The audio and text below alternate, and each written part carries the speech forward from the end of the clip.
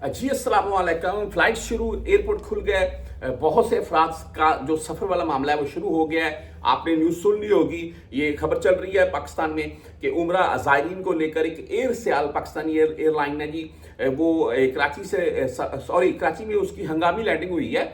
वो जब पाकिस्तान से आ रही थी तो तकरीबन एक आध घंटे के बाद ही हंगामी लैंडिंग की सूरत में उसको कराची एयरपोर्ट पर उतरना पड़ा है और उसकी वजह टेक्निकल फॉल्ट की बताई जा रही है। ये आपको बात इसलिए बता रखा था कि पाकिस्तान से फ्लाइटें अभी कुछ वक्तन फक्तन शुरू हो गई हैं। अच्छा, इसमें कौन से अफराद सफ़र कर सके? तो अगर आपका उम्रा वगैरह का पैकेज है, आपकी एयरलाइन आ रही है, आप एयरलाइन से राब्ते में रहें। एयरलाइन से हमारे सादा लोग, हमारे बुजुर्ग, हमारी माएँ बहनें, वो आप एजेंट से राब्ते में रहें। एजेंट ने आपकी टिकट वगैरह बुक की होंगी, वो जब आपकी एयरलाइन आने वाली होगी तो आपको पहले ही इन्फॉर्म कर देगा। उम्रा लाइन का कोई मसला ही नहीं है, वो उनकी जैसे एयरलाइन चलेगी वो तो सफ़र कर लेंगे।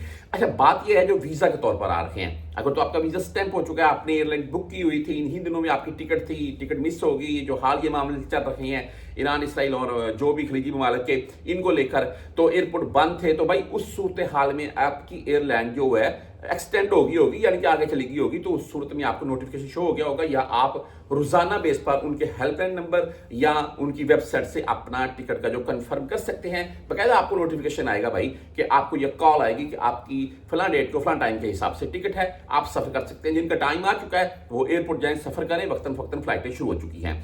अच्छा, बात कर रहे हैं यहाँ से भी अल्हम्दुलिल्लाह सऊदी अरबिया खास करके यहाँ से भी फ्लाइटों का मामला नॉर्मल होता जा रहा है और पाकिस्तान, इंडिया, बांग्लादेश के लिए फ्लाइटें जारी हैं।